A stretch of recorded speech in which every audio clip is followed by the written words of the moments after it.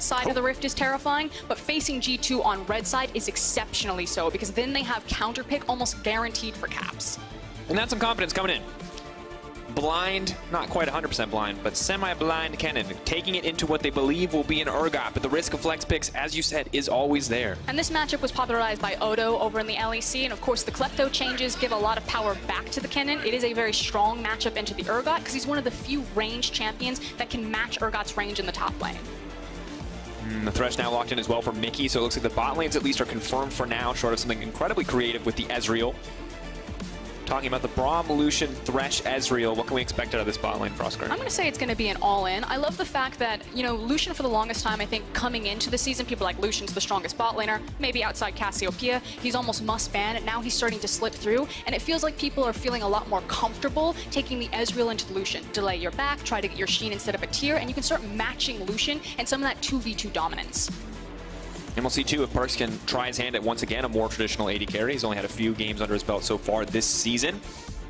The Xin, though, taken away. So the aggressive junglers, looks like that was the style that G2 expect to be facing, or at least want to limit. But, of course, pick of the litter when it comes to the remaining tank junglers. Sejuani is still up and available. What's also interesting to me is kind of the rise of Ryze, or I guess I should say the return of Ryze. We're starting to see him creep up a little bit, a lot more in the LCK and the LPL, but he really hasn't been touched in the LEC, despite how many strong Ryze players we have. So I'm curious if we're going to see him slip more onto the ban phase, or even the pick phase, as Galio has also been nerfed.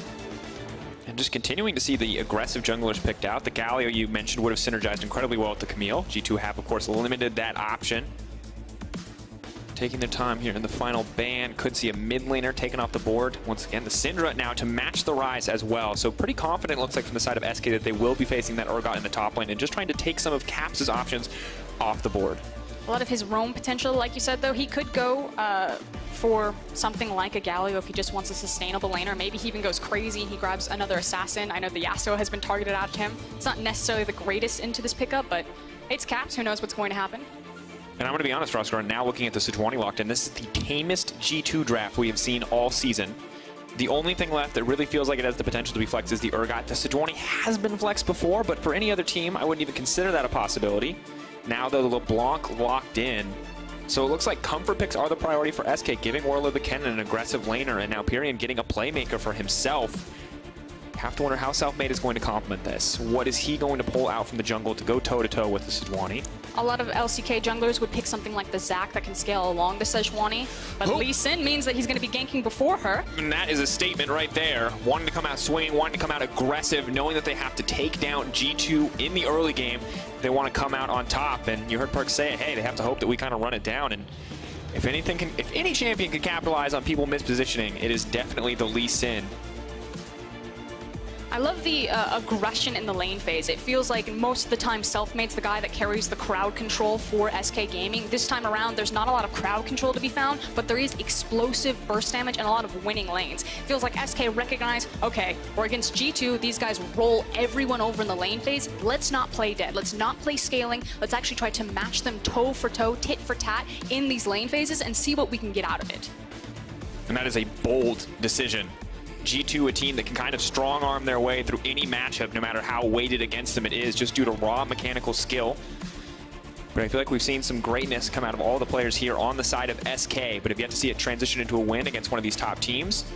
Maybe today is the day that they can do it. G2 were caught out against XL last week. Maybe SK can find some of those same opportunities. And Caps is not on that Akali. These are not the crazy playmaking champions. They're going to give them the opportunity for some kind of insane comeback. Yeah, there's actually a lot more pressure for this guy on your screen in Perkz. You know, picking up the Ezreal, when you have something like a Sejuani and a Victor, that amount of zone control in front of you, you have to look at Perkz to be that massive damage output and say, okay, we're giving you the space, we're giving you the time, we're giving you these massive AoEs. Now do your thing on Ezreal. Start skating between all of this and min-max a lot of that damage output. And as an update, last second swap, we've got Urgot in the mid lane. We've got the Victor on the top side of the map for Wonder. It couldn't be normal. Could not give it to us 100% straight, could they? Here we are, first game of the day, first game of week 3. Question on everyone's mind, can SK do it? Can they be the first team to take a win off an undefeated G2 eSports, or does the super team keep on rolling through? SK versus G2 starting now.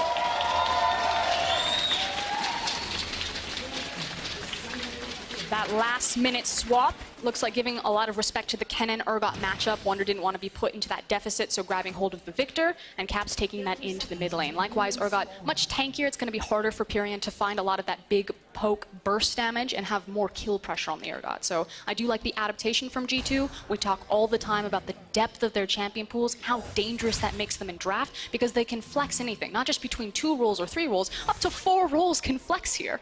Sometimes you're scared, you know, you're wondering where these picks are going to go. Hey, is this a Dwani maybe top lane this time around? But they can also just, the real mix-up is when they play standard Frosco, which is like what we're seeing here. This is the most normal draft we've seen from G2 yet. Perks on an 80 carry, very traditional support.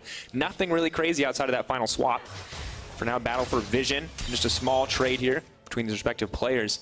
You talked about early aggression coming out. We got that Lee Sin, we see this Kennen, we see this LeBlanc, but where are we looking for Selfmade to go? For me, I want to kind of track the level 6. So Lee Sin's an interesting pick here because, again, you have less resources in the jungle, so where do you make up those resources? On a champion like Lee Sin, you obviously always have the option to look for those ganks, especially with Pyrion's LeBlanc. High burst damage, kill threat is massive there, but if you fall into that trap where you try to hard scale to level 6, that's where Lee Sin gets his big power spike, because obviously his ultimate does so much damage. It's taking junglers much longer to get to that level 6 experience mark, and where they used to do it around 6 minutes, they're doing it closer to 7 minutes in the LCK, and that's massive because Selfmade's the guy where all of the action happens around. So if he's slowed down, if he's not making plays, you know, that much faster into the game, it could slow everything down for SK. And you can see this, we've talked a lot about Selfmade's kind of tropes already in the games that we've seen him in.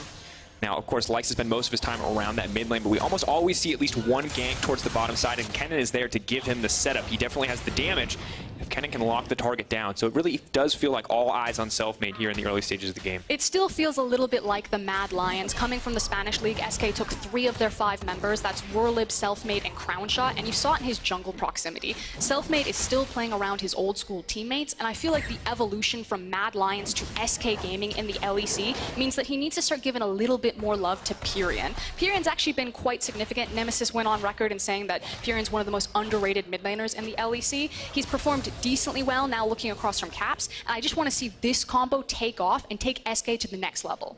And of course, in a decent spot to do it, he's playing, you know, a huge playmaking champion like LeBlanc. Going up against Urgot, kind of, let's just say not the most interactive laning phase for both these champions, more focused on clearing out the champions. But once we get into that mid game, you're looking at some of the squishier members on the side of G2, like a Thresh, like an Ezreal, and maybe that is where Pyrion can make the impact. For now, though, Caps continuing just to threaten here in the mid lane. I know that Caps is on a tankier champion. It's still going to be hard to deal with him, and he also has a lot of pressure in the lane phase because that's just naturally what Urgot does. But again, I don't want to underestimate the power of LeBlanc, Lee Sin, and their ability to kill anyone. Pyrion, though, may have overstayed his welcome now. Needs to try to make his way out to safety. First blood, taking down Caps, getting too aggressive, too reliant on the jungler. Jankos is going to get one back, but a misstep coming in for Caps in the mid lane. And you're absolutely right. It was the over-reliance on Jankos. He saw that his jungler was nearby. He felt safe going aggressive there, maybe some miscommunication, but Pyrion just slapped Caps in lane phase. Now bot. The aggression does not stop, but luckily Dreams has the Unbreakable. A good hook landed by Mickey, but not on the priority target they were looking for. Perks and Mickey for now just shoved under their tower. The aggression of Lucian and Braum providing at least enough to shove in a tower. But let's take a look back at this. Pyrion playing this one very well. And again, it just felt like, you know, Caps feels that he's safe to be there. Maybe doesn't respect the burst damage coming out of LeBlanc too much there. Pyrion well played it, making sure that all of his damage abilities hit. And then Jankos does eventually trade 1 for 1. So the wave is fine, teleports back in, but still never feels good to walk into lane phase 4 minutes in and give over first blood. Never does. And of course, Caps' first professional game in the LEC, or rather in Europe, on Urgot. So, you know, you want to show people that your champion pool is deep, but if you're dying on those champions, I don't know if that really counts. I mean, it's deep if you're 6 feet under. Well played. For Pyrion, though, now he wants to keep this pressure going, has the double dark seal, but ooh, taking that tower shot puts him in a bit of an awkward spot, taking a second one as well. Caps just hoping to run this kill down. No sums, though, or he might be able to chase a little bit further. Pyrion getting aggressive, though, still, despite everything, massive CS deficit for him. He's not going to have that same window to have that type of aggression, though, on Caps, when Caps does change his teleport. So a big reason why Pyrion was fine to take that early level trade was the Ignite versus teleport difference between the mid lane or summoner spells. When Caps is level 6 and he swaps out that TP for the Ignite, it's going to get a lot riskier for Pyrion to continue to be that aggressive. You have to be careful. Once Urgot marks you, once he hits you with that, that ultimate, If you drop low enough, you are going to die. And of course, have to respect the potential for EULCS to come out of the fog of war. We've seen Selfmade make great use of the Sejuani Q plus ultimate combo. And now Perkz looks to be the man in trouble. Are they going to be able to burn him down in the early game? Crown shot. Firing back with the hook, but not able to get him so close. Perkz keeping up in CS, but Crown shot reminding him who the real AD carry is. This might be... I don't think he's counter-gating it. I think he's actually just creating a safety net for Wonder. Let's hold on. First damage here. Chains does connect. You're now going to back off. Selfmade looking for the follow-up. That's level 6 now coming out. Slowly bringing him down, but they're actually backing off. EULCS is on the way. Pyrion, if he gets dash forward, he could get interrupted here. They're not going to be able to kill Caps. So much respect giving to EULCS right there. Level 4 on the Sejuani. I feel like Pyrion could have pushed that a little bit more, especially because he had the flash. So maybe it's getting to him that it's G2 that he's facing of all people. Frost, we're going to go a little bit back, but back when G2 was at the top of Europe, probably said something about this team that I think is starting to come true once again, which is that they've been good for so long and they're so terrifying that people give them extra respect that they don't need to, that they play a little bit scared. And that's what that looked like to me right there, because I feel like Selfmade just pushed a little bit deeper. Yes, you have to respect Caps' ultimate, but he has to also respect you, and you got to teach him that. Doesn't take the risk, though, in the end, and it does cost them. Bit of an awkward situation now as Perkz is going to be able to push in on the bottom side, recoup some of his losses from earlier on, and is sitting pretty on that Sheen. Yeah, and that's the big thing. The fact that he was able to stay in the lane long enough, didn't quite get his Sheen tier back. You can see he's got the Sapphire Crystal, so it's going to delay a little bit of those stacks and some of that hyper scaling, but he does feel comfortable taking some of these aggressive trades with that Sheen. And I feel it's like across the board, SK are trying to be brave to G2. They're trying to challenge them in lanes. Now Selfmade does get spotted out, but they're not going to commit for anything else. Level 6 for the Lee Sin. You talked about it. This is the point where we want to see it. Well, it's 7 minutes now. Still not quite there. It feels bad as a jungler. And again, maybe this is just a small sample size. We'll start to see over time if people start moving away. Because again, 7:15 in the game, finally Lee Sin gets that level 6. And if they're going to start moving towards the likes of the Sejuani, the Zax, these low econ champions that don't necessarily need their ultimate to be hyper proactive or a lot of gold because they're so tanky with their base stats. But he finally got it. Huge burst damage for the Lee Sin. And again, kill pressure is everywhere now because of Selfmade's champion. So it's eyes on Selfmade, as it was in the earlier game. Now seeing him hover around the bottom side of the map. For now, focusing on the Krugs, but maybe they can make a play down here. Perkz has been caught out a few times, let's say, in some bad trades. Has yet to go down, but has come very close. But EULCS in the mid lane may be looking to make a difference. The burst damage here from Caps and EULCS combined could be enough to just cut through the LeBlanc. But they're going to need to land something onto Pyrion first. Very difficult against the LeBlanc with ulti. As long as Pyrion hides, I think he has a heads-up play about this. You can see there's danger pings across the map, so he is at least aware, not necessarily what side EULCS is on, but that EULCS is probably in the area with how aggressive Caps is playing, and also knowing that he has the Ignite available. So the counter gank here, Selfmade and Pyrion are trying to set a trap. Baiting him in, Pyrion does the double dash forward. Cap says, hey, maybe I have the opportunity here. Does get locked up. They're going to keep going for a little bit more. Are they going to be able to burn him down? But no, the perfect stun! They're beyond death! That was so clean. Lee Sin has his ultimate, couldn't get it off in time. That would have been the burst damage, the difference maker, a millisecond of a frame, and that's why Caps is so good. That's why, yeah, that ult was perfectly timed, and these are the narrow windows. Playing the odds, hold that thought, the flash out from bot lane. They're gonna back off, Colin comes in. Perkz. Now he's hit him with the Winter's Bite. No more winning lane phase today, boys. SK are going toe-to-toe with G2 right now. Frostgurn, they're fighting back. They are not afraid. Crown Shot and Dreams are showing up, and we were moments away from seeing Caps go down once again. Luckily for G2, they are able to turn it, and the gold is just about dead even. But this is not the one-sided affair we expected it to be. And we do have to take account where SK are trying to attack G2 here. The fact that there's been so many repeated ganks on Caps in that mid lane is... You said it. I was wrong. It was EULCS. I give him his respect. EULCS the hero, the stun. The ulti from Caps, though, does make it beautiful, and just the chain CC is flawless. This replay, of course, brought to you by Alienware. And there's nothing quite as, I would say, humiliating as almost killing an Urgot and then having him ult you to kill you. Feels bad. It's now bottom. Yeah, we look at this replay again, and tanking the full culling is difficult. That Lantern feels a bit tragic. Of course, every cloud has a silver lining, Frostgurn, and the silver lining right now for G2 in that exchange is the kill didn't go to the Lucian. I was waiting for what it was going to be, because eating an entire culling and not taking Lantern doesn't feel great. It's not the worst thing that can happen, but luckily EULCS is here. Maybe they can recoup some of their losses. Perkz and Mickey looking tasty. See, they've baited them into a false sense of security by dying in lane, and EULCS is here to punish that. That's the 4D chess. You make it so they're not scared to go aggressive on you, and then you have EULCS for the counter gank. We saw it worked out for Caps. Selfmade though, still not too afraid of EULCS, but not entirely certain. Does see the play coming in mid lane. Dreams and crown shot though. See an opportunity. Ooh, that was clean from Mickey. Fantastic sidestep. The hook comes out. Now Dreams has overstayed his welcome. Beautiful Zanya to dodge the edge ult. EULCS is here for the follow-up. He's going to make it out. Fantastic cancel once again from Dreams. So supports back and forth. Some fantastic individual mechanical plays. The flash out. A little unnecessary. Now trying to walk it off to safety. Keep your eyes on Caps and the ultimate available. Firing out. Does connect on the crown shot. Wants to get a little bit more damage. Wants to get just enough to bring him home. Fear Beyond Death won't connect. TP now coming in. Period now playing him on the side. Warlib on the side, coming right in the middle of the team. Cutting through the G2 lineup, but not quite enough on the ultimate. Period going in. Warlib gonna grab the kill in the end.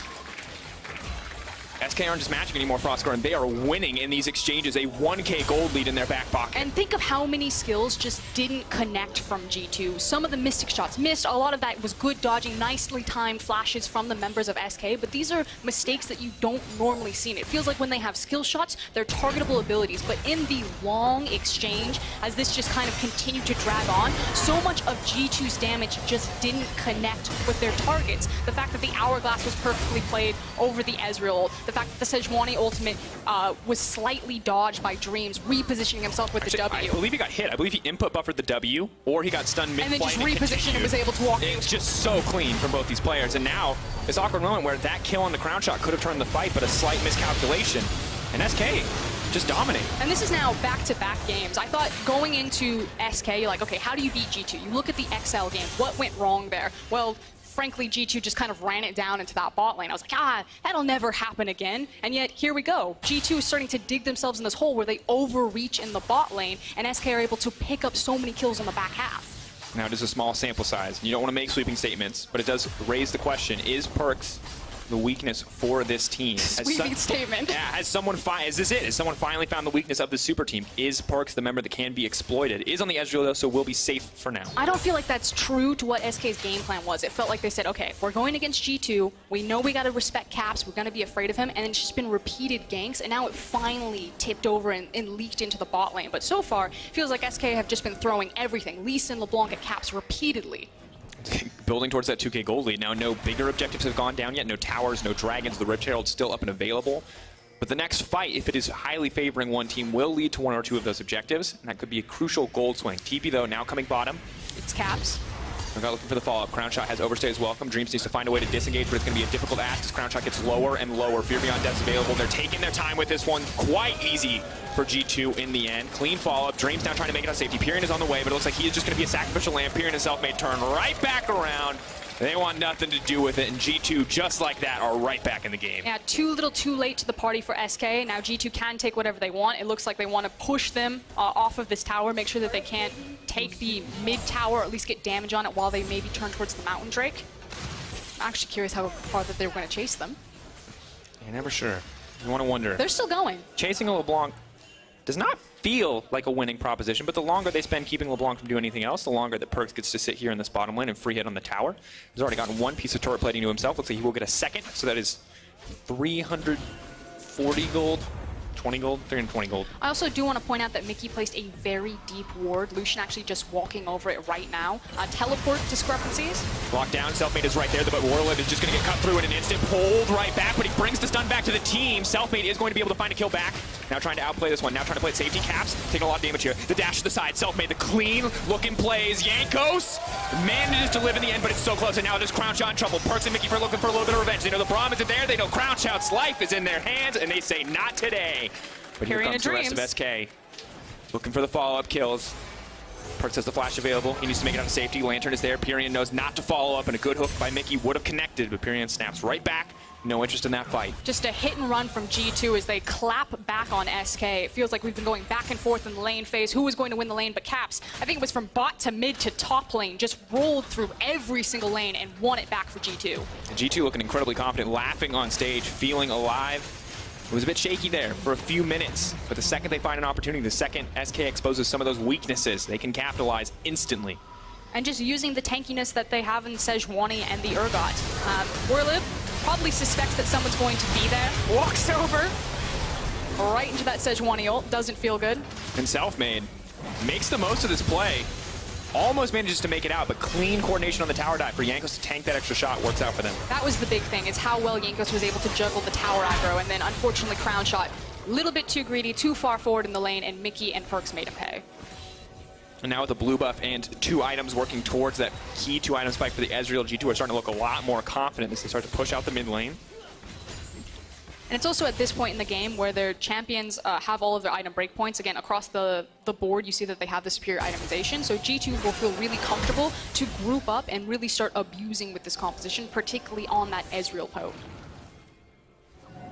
Don't know if SK want to give them that opportunity, though, Frost. We have the flank potential from a Kennen at any moment. It is the AP Kennen, along with Pyrion, who can look to leap in, but it's so hard to know if you're going to get the right flank. It's almost impossible if G2 play it right. A, their vision line. B, the fact that they have Ezreal and Thresh. And the fact that they're able to go aggressive in this mid lane. Which, what that means is they don't have to group up. Check out how fed Perks is. 4-2-2. He can be in a side lane and no one can contest him as long as they keep him common safe mistake. with The G2 mid laner is Caps now. Perks is the AD carry. Wow, muscle memory just slipped it out.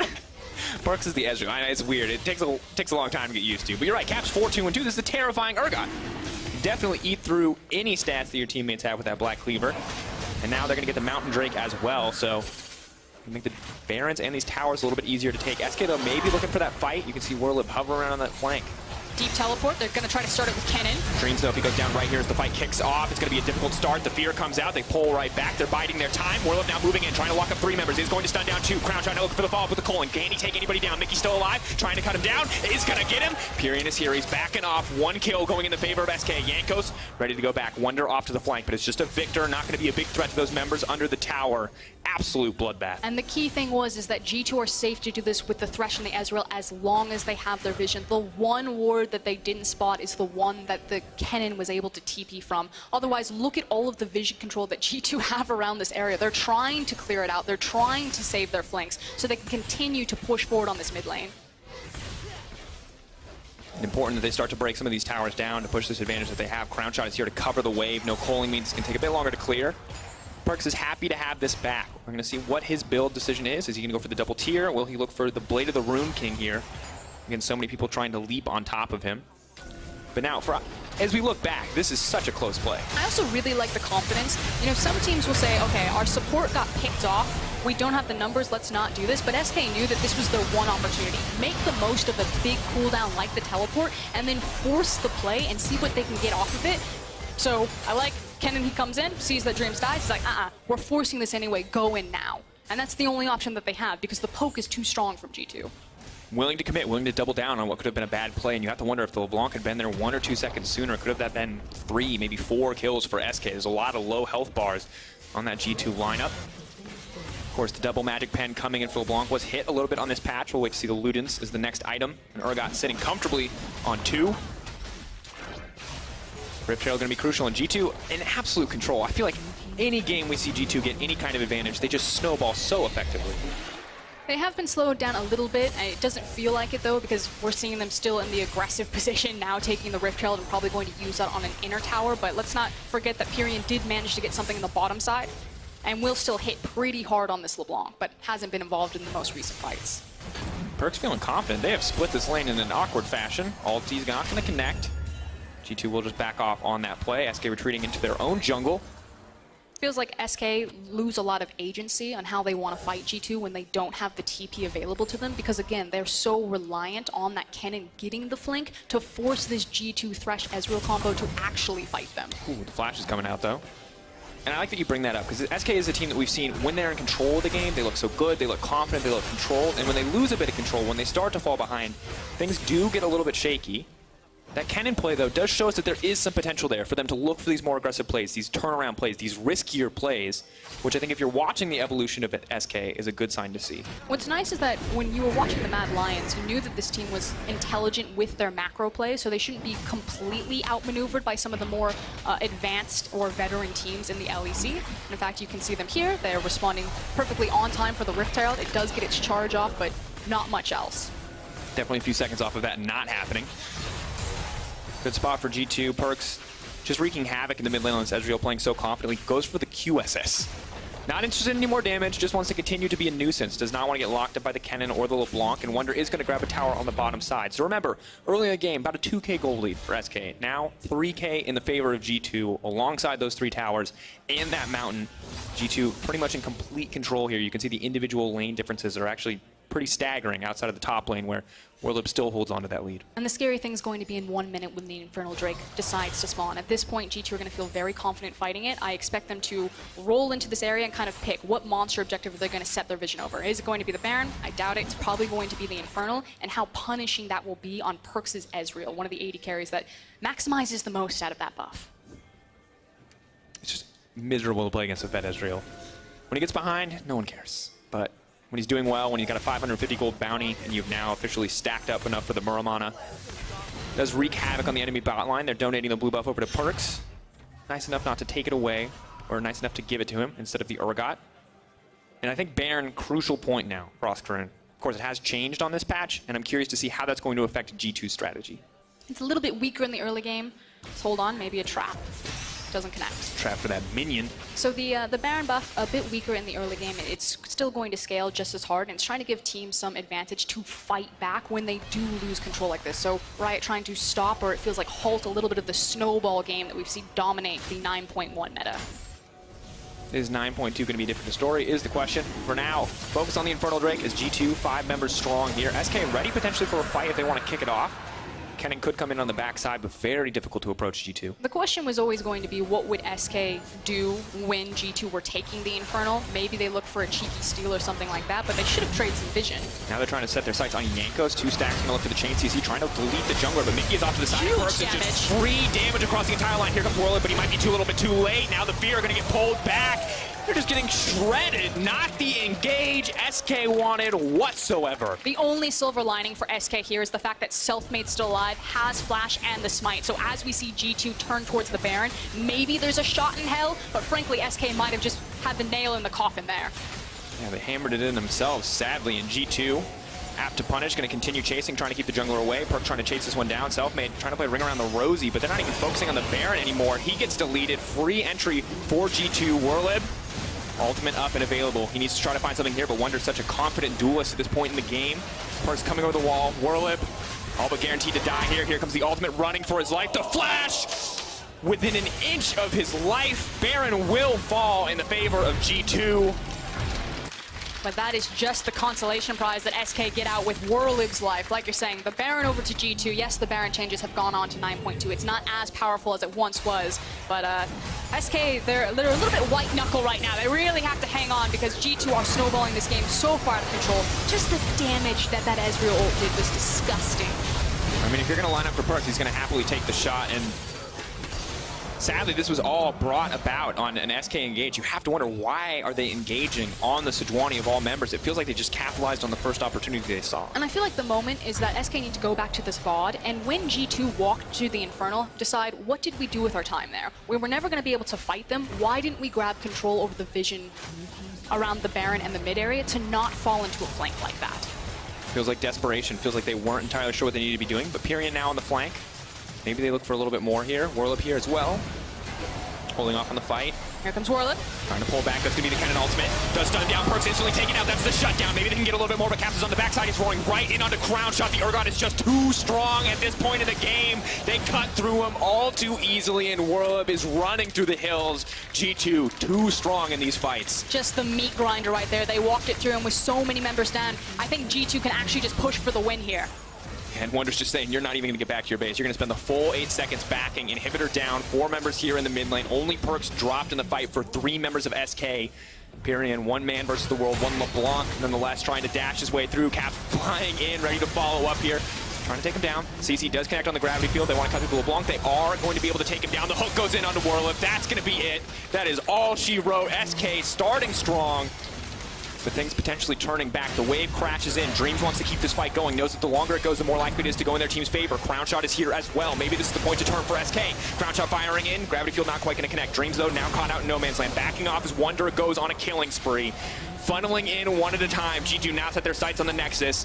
Not a lot of hope left. The classic G2 maneuver, they move in. They're just looking to make these guys feel like they've lost it all. Crownshot trying to flee, trying to get something back. Kicked into the team. They will get one, but G2 now realizing the end is in sight will just focus the Nexus and take down SK. And it looked good for a moment for SK. Some of the kills going back and forth. The first blood into Pyrean, like, okay, maybe someone could go toe-to-toe with this G2 squad, but it felt like the game face turned on. Caps had a huge roam across the map and just single-handedly tipped the scales for every single lane. And then once G2 are ahead, they just smash you.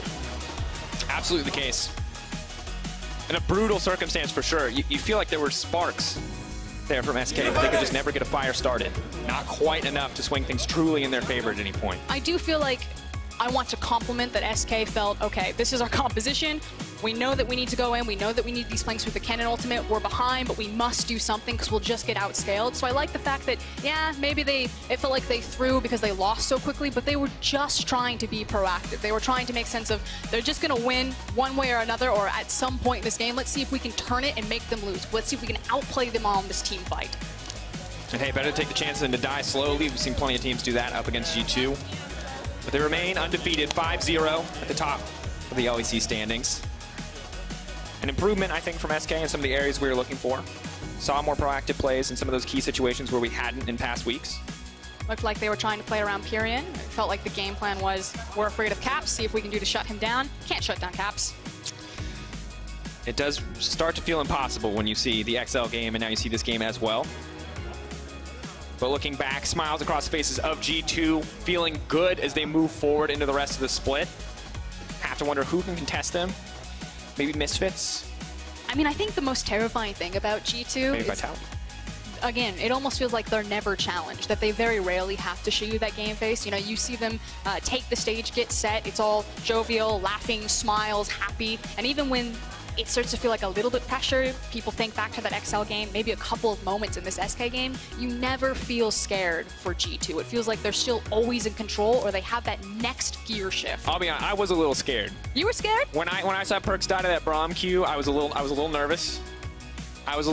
But we can look back. Let's check out some of the highlights from G2's win here in a moment. Appreciate Everyone gets one. fine G2 moments. And notice that we edited out the parts where G2 died and just followed up with this sick clip. Oh, The save from EULCS, and then the follow-up from Caps. how low did he get? This is like an alley-oop. Oh, someone's gonna need to find out. It's just too. And this one right here. This is like they lined up into the meat grinder. Perks is the meat grinder, by the way. And this is how the composition works in those team fights. When you have a Victor and you have a Sejuani, the AoE zone control and threat that those two champions exert over a team fight just means that Ezreal can literally stand still in certain circumstances and just dish out massive damage. I remember seeing that Ezreal ult change and not thinking it was a big deal. It's a big deal. It's a big deal. It does so much damage. It does so much damage. Now, if you saw a player that stood out, be sure to vote for the Kia player of the game. At eSports on Twitter is the place. We've narrowed it down to Yankos, Mickey X, and Caps. If you die to Braum Q, you don't get a player of the game. Sorry, Perks. Those are the rules. He hit I like don't make two them. amazing ultimates. It's the one Q and like, nah, kill it. It's actually not. That's not how it works. The panel chooses. I trust the panel. And honestly, in any G2 game, it feels like it can beat anybody. And for one of those people who is eligible for player of the game, let's head over an interview with Lore. Thank you very much, guys. Yankos joined me here. Undefeated still, guys. 5-0 now. Were you expecting this?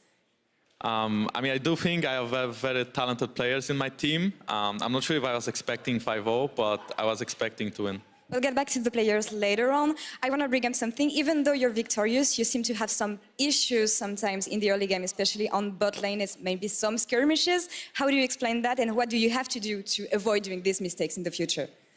I mean, I think our bot lane is really good, but sometimes maybe they try to fight a lot. I don't really know what happened this game, that they died 2v2, but I do know that they were asking me to help a little bit, but I was not there in time. But it still feels like we can adapt and play well enough to turn it around. Even though not always, we kill 2v2, but we can always play around bot lane, and that's what matters. Do you think right now there's no team that can match G2? You can remain undefeated?